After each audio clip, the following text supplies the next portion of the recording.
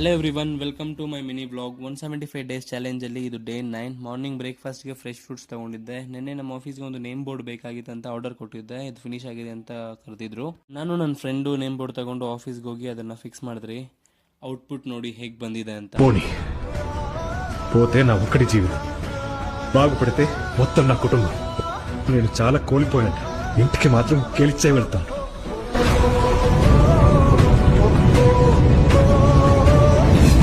ನಾನು ನನ್ನ ಫ್ರೆಂಡ್ ಇವತ್ತು ಸಂಡೇ ಆಗಿತ್ತು ಅಂತ ಬಿರಿಯಾನಿ ತಿನ್ನಕ್ಕೆ ಬಂದ್ರಿ. ಈ ಸ್ಪಾಟಲ್ಲಿ 100 ರುಪೀಸ್ಗೆ ಅನ್ಲಿಮಿಟೆಡ್ ಬಿರಿಯಾನಿ ಕೊಡ್ತಾ ಇದ್ದಾರೆ, 50 ರುಪೀಸ್ಗೆ ಅನ್ಲಿಮಿಟೆಡ್ ಕುಷ್ಕ ಕೊಡ್ತಾ ಇದ್ದಾರೆ.